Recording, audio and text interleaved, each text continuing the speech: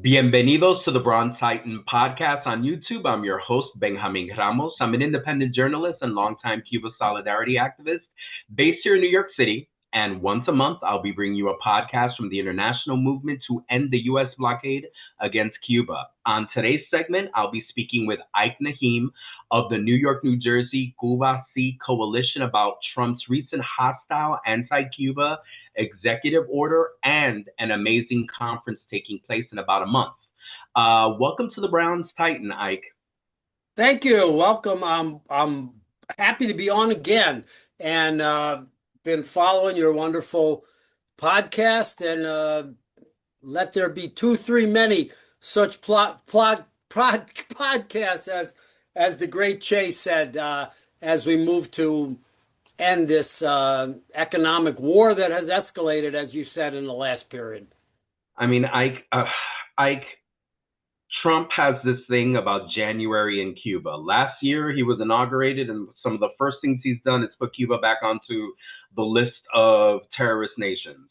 And now it's January 2026, a year later, and now there's this horrible executive order. I don't know about you, Ike, but I feel like he's been president for 5 years now. It's been 5 years of pure imperialism. But let's talk about January 29th. What is the significance of this executive order? Well, as you said, really from day one, and even before that, it was quite clear to all the forces that have fought for decades against this vicious economic blockade with its ups and downs since the triumph of the Cuban Revolution. All of us knew that with Trump and Rubio, that there was no doubt that this moment that we are now in, since January 3rd, 2026, and then the subsequent executive orders and the enunciation of what Trump is calling the Donroe Doctrine, which is the updating of the Monroe Doctrine, which was updated by Teddy Roosevelt and then moderated somewhat in the context of the times to the so-called good neighbor policy, which we could get into. It wasn't that great a neighbor policy, but in any case, the original Monroe Doctrine, which one could argue had a kernel, had the future perspective of U.S. domination, but then it had the pretext of supposedly protecting the Americas against European imperial and colonial expansion, but turned into, after the 1898 war and even before that, into domination of the Americas. Trump is trying to turn back the history back to those days. I think McKinley is one of his heroes, but it's a complete fantasy, which we can get into. But it is a very real threat. After they succeeded with minimum casualties on their part, the terrorist murderous attack on Venezuela and the abduction of President Maduro on January 3rd, they got caught up in a euphoria. They were in the end zone. I don't mean to preempt the wonderful thing we're all looking forward to on Sunday of Bad Bunny, but to use that metaphor, they were in the end zone doing high fives and dancing, and they thought that that Cuba was going to be next, and so they've started to take measures. They've left out, and not that they're what they've done in Venezuela, is such a, we see as each day goes by what a crisis and the consequences of that is going to be, and is unfolding.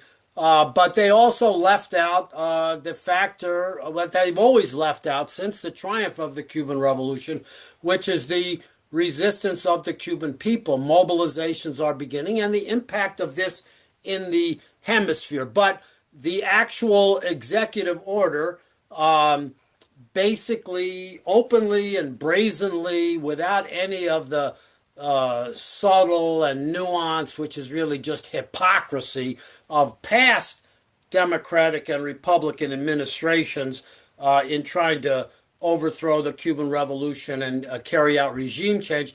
This is in the inimitable bluster and bombast language of Trump, but concretely, he's calling for, and this is part of pressuring all of Latin America and some of the changes that have taken place in terms of governments, which we can get into in the past period.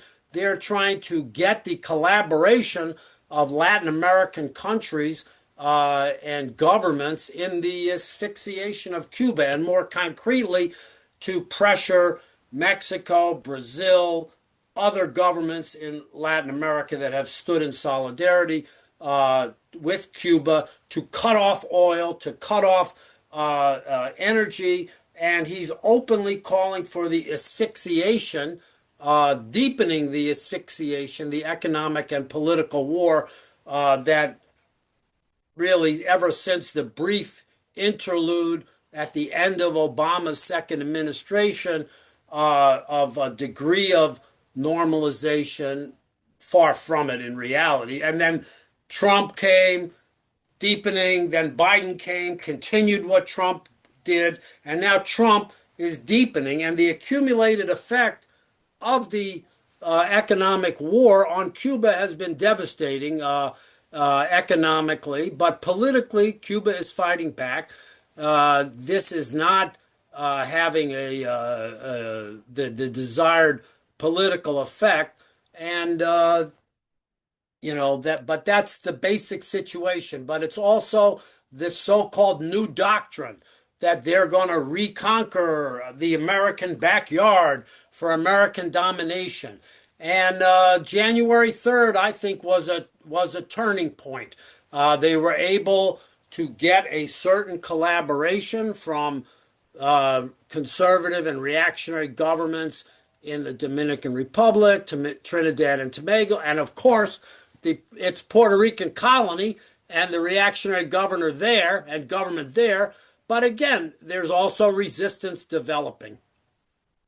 It's scary because when we look at this executive order, Trump is really saying we're going after everyone that supports Cuba. If you try to provide any fuel, you provide oil, you provide any support, we are then levying tariffs, increasing taxes, looking at our trade agreements and manipulating them. So it's really scary. This is beyond, in my opinion, beyond Monroe Doctrine. This is really globalizing this bullying effect. And Ike, when some of our folks talk about, some folks talk about this whole concept of Cuba being a threat, how do you respond to people who say, well, the president is saying Cuba is a threat? What threat does Cuba pose to the United States? Well, I just recently helped draft a statement by Cuba C where I made that, among other points, where we made that very point. They want you to believe that a country of 10 million people under economic siege, that is threatened by, that's an island in the Caribbean. I mean, it's a big island in the Caribbean, but it's still a small Caribbean island, is threatened by a country of 330 plus million people. That's, I don't know, 3,000 miles wide and 3,000 miles long and 1,500 miles wide, that has the still dominant industrialized capitalist economy, whose dollar is dominant and disrupts and subverts all international trade, especially under Trump. This is supposed to be the threat. It's of course ridiculous on that level, but on the other level, which we are political people and we're people that know the history of U.S. intervention, Cuba does represent a political threat. The example of Cuba represents a political quote-unquote threat, and that eventually becomes a material threat. Now, they can cover it with all kinds of BS about Russia, China, bases, this and that, Hezbollah, Hamas. They can make up lies, which Cuba answered very effectively in terms of statements, which everybody can look them up, statements by the foreign minister in terms of Cuba's relations, which basically there are none, between Cuba and Hamas or Hezbollah, all these pretexts that Trump uses and tries to paint them as a terrorist and all of that. But beyond all that BS is the reality, and has been for decades, of an alternative in Latin America, a government that they call it undemocratic and totalitarian and a one-party state and violating human rights. But those of us that know the history of Latin America know that the Cuban Revolution unleashed mass struggles for democratic freedom and rights, that the U.S. was imposing military regimes throughout the years. But this is what Trump is trying to go back to, the old glory days of Operation Condor, when, how many hundreds of thousands of workers and peasants were murdered by U.S.-backed military dictatorships. Back to the good old days of this early 20th century, when practically every other month the U.S. was invading another Caribbean or Central American country, and where at the time of the Cuban Revolution, under the pressure of the United States, every single Latin American country and Caribbean country, with the exception of Mexico and Canada, broke relations with Cuba. I tried to isolate Cuba. This is what Trump is trying to turn the clock back to. Now, you mentioned, to me, it's dangerous. But what's scary to the United States government, and to Trump in particular, and this is causing divisions, not that we can count on any, Democrat or establishment politician. They're worried about what the consequences of this policy is going to be. But there's no question that this policy is already having consequences. It's very interesting. I'll give you one example. I'm sure you're aware of this, and using the and when the way you pose it, this is the example of Mexico.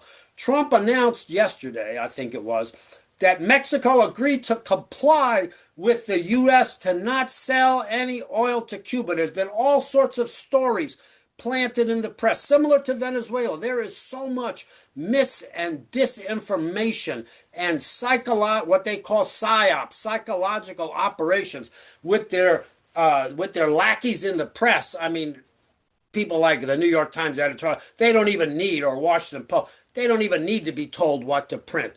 I mean, they knew. The New York Times, we now know, just as they had before the Bay of Pigs invasion in 1961, they had the information about what was going down in Venezuela on January 3rd, and they consciously chose not to print it for national security. So we're not relying on anybody, but the consequences politically. So the Mexican government denied that publicly.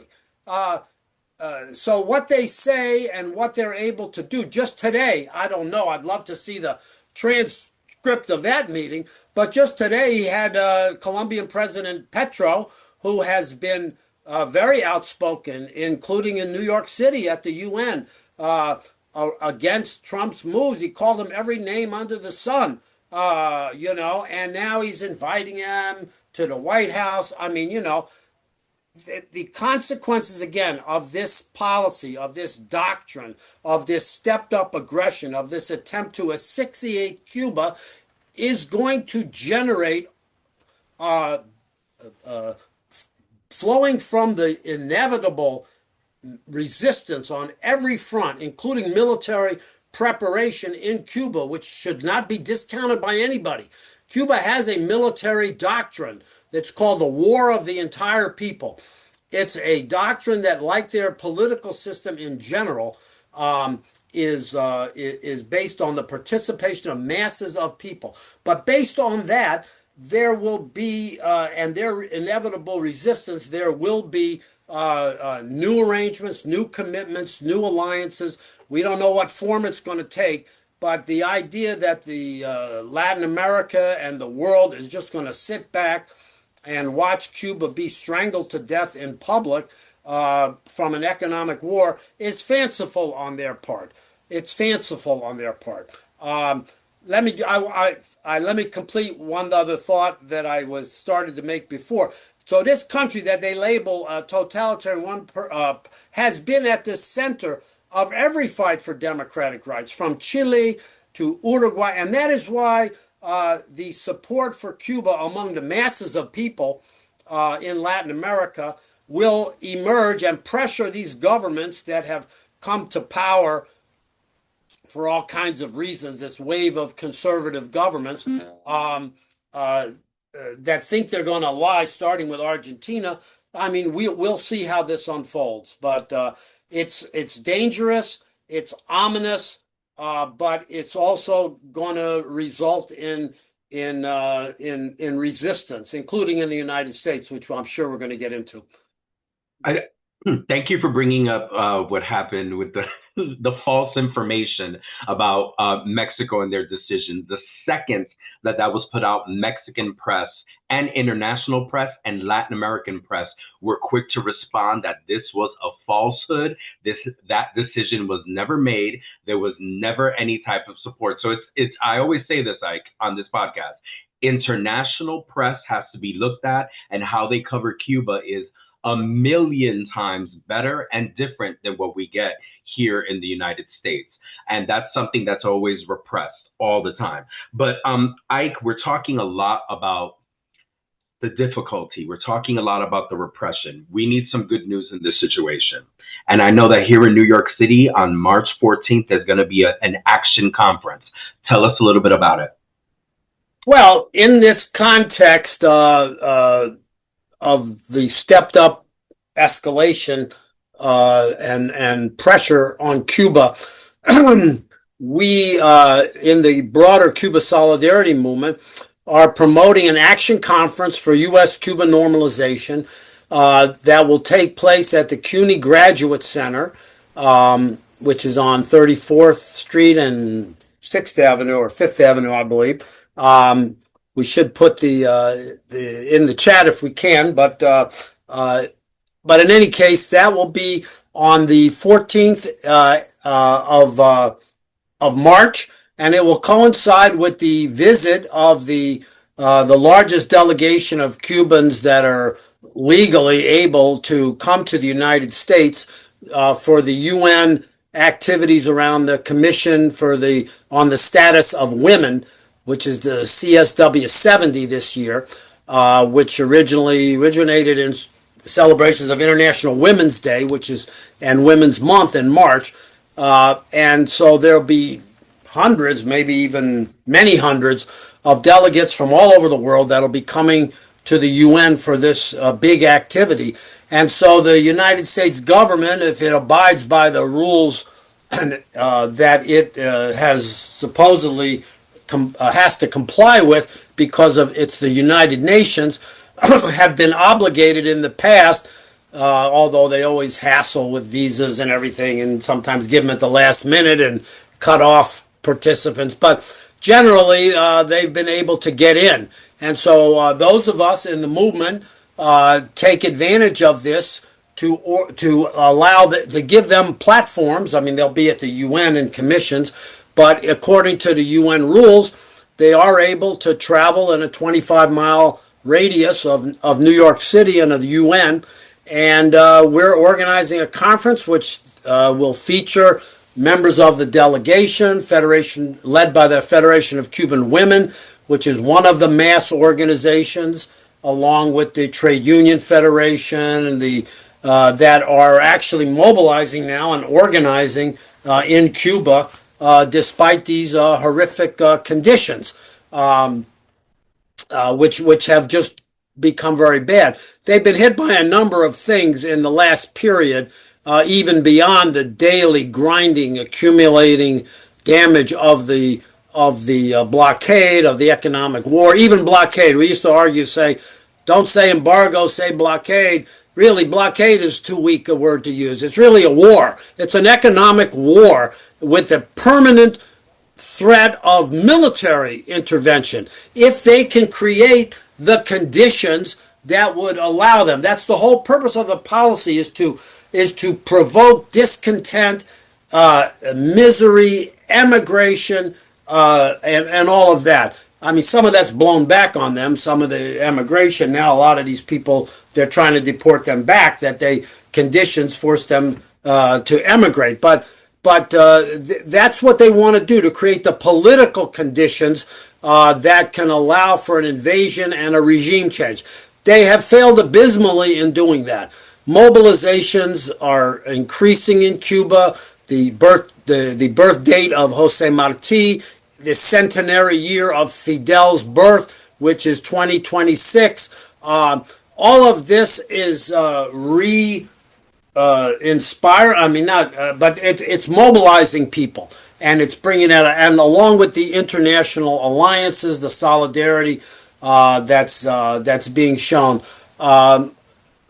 So yes, many people from the U.S. have gone to Cuba recently, but as I was saying, they got hit in the accumulated, but then they got hit by this virus, the chikungunya virus, which was very debilitating for large layers of the population, which was itself a product of the blockade. Because of the devastating impact on social services and on the medical system, their garbage piled up, mosquitoes, which this is a mosquito-borne virus, and it had a devastating effect. It's quite receded now with the colder weather, but people that have gone, and my wife Erin, who's an activist in Cuba C, and me are going in a few days, and we'll be able to report back on what we've seen. But we know, everybody knows what the situation is. This conference is going to not only give our Cuban sisters and brothers a platform to speak, but it's going to be a conference with panels on travel. We're anticipating new restrictions may be coming on travel. Some of these Gusano and Gusana politicians in Miami are calling for ending remittances, ending all travel, but as of now, there is still some opportunities to travel, and in any case, movement people are going to be going to Cuba for May Day, for the spring, and so that's going to be one panel. We got to see what our status is. Another panel on material aid to try to give a little, knock a little dent. Number of groups, Global Health Partners, Saving Lives Campaign, Hatue Project, the People's Forum. A lot of groups are coming together. There's a lot of campaigns coming up around the neonatal care. The medical system in Cuba has been hit very hard. Infant mortality in Cuba has gone from one of the lowest in the world, lower than for blacks, Puerto Ricans, black and brown people in the United States for many, many years, but it has gone up, and it's painful to see. But these things, so we'll have a panel on that. We're going to have a panel on the Caribbean resistance, which actually, Ben, I hope folks from Puerto Rico that are coming up, we hope, and from the Puerto Rican Solidarity Movement in New York will be part of this. We want to have a panel on resistance in the Caribbean.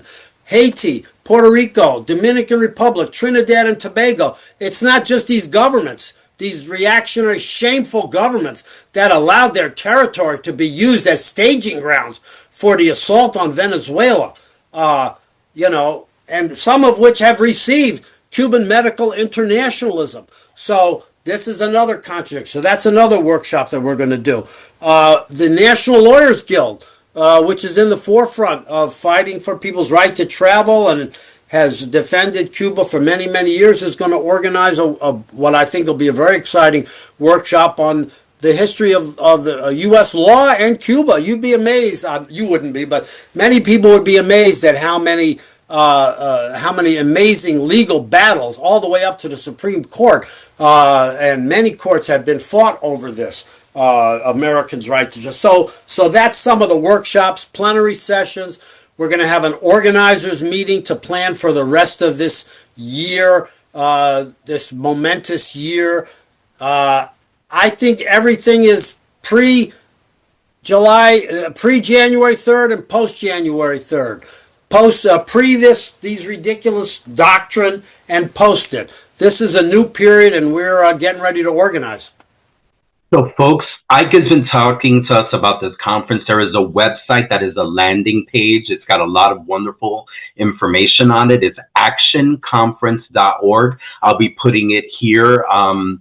It'll appear here on the pantalla very soon. Actionconference.org. Very soon, a registration will be popping up so that people can register. So that when you get there, you get your folder, you get your information, you get your agenda. It's going to be an extraordinary experience to be able to listen to Cuba speak for itself. I think Ike has been talking about how important it is to hear from Cubans. To hear from people who live there, and I threw in give me a 10-second commercial on the Mayday Brigade. For those of us that go to the conference, love the conference, and want to go to Cuba, talk to us a little bit about the Mayday Brigade. Well, the Mayday Brigade is organized by the National Network on Cuba, and there will be a large delegation of young people. Many hundreds in the past few years have been going. They all come back, and they want to get active. Our movement, the face of our movement, is moving certainly away from my age group. Pretty soon, Ben, even your age group, we're getting a layer of young people, and that's a wonderful thing. And they come back inspired, just like people like me and you did when we went over the decades. But that's there's also going to be, I think, a major labor solidarity brigade of trade unionists. This is an arena of work, and we're going to have a panel on that too, where we've made big gains. And the other thing is, we haven't even talked about the upsurge and the uprising, the rebellion, the amazing example of in Minnesota. But we're connecting with that movement too. We're going there. We have palm cars now. We're involving in that struggle. Many Cuba C activists are lawyers, are activists in the anti-ICE struggles, and we hope to bring folks out of all these struggles in the past periods, Palestinian youth,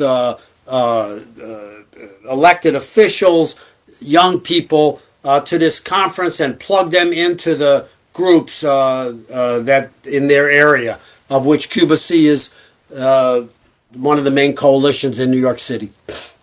And thank you, Ike. And again, folks, the Mayday Brigade, which is coming up now, would be an excellent time to start saving your pennies, making sure you're going out there and doing your fundraising so that you can go in May. The information is at the website of the National Network on Cuba, nnoc.org. So you have their actionconference.org and nnoc.org. We have to close. Can I read a short quote from Malcolm X, whose centenary was last year, and next year is Fidel's centenary, about the victim and the criminal? Because beautiful. All right. This is a speech he gave 5 days before he was murdered in Rochester, New York. They accuse us of what they themselves are guilty of. This is what the criminal always does. They'll bomb you, then accuse you of bombing yourself. They'll crush your skull, then accuse you of attacking him. This is what the racists have always done. The criminal, the one who has criminal processes developed to a science, their practice is a criminal action, and then use the press to make you the victim. Look like the victim is the criminal and the criminal is the victim. This is how they do it. And thunderous applause broke out. Oh, wow. That is exactly what has been happening to Cuba for over 6 decades. Thank you, Ike, for blessing. And again, happy Black History Month. This is the 100th anniversary of Black History Month. It's the 60th anniversary this year of the Black Panther Party. We have a lot of interesting anniversaries this year going on. We're going to celebrate the Panther Party anniversary, and the Bronze Titan behind you would have totally that would have been in his heart. Absolutely, absolutely. So, mi gente, this has been your February edition of the Bronze Titan. Thank you to Ike for joining with us today. Thank you to all of you in our listening audience. Again, homework. You guys know I'm a teacher. Homework, actionconference.org, nnoc.org. Start planning your trip for May Day and join us at the March 14th conference. We need to hear different ideas. We need to have dialogue. We need to establish these large networks. Let me do the YouTube commercial. Please subscribe to our channel, turn on the notifications so that you know when to catch our next segment. I'm very proud. We had a January segment on Venezuela and Cuba, and now we had one in February. Como siempre, Cuba sí, bloqueo no.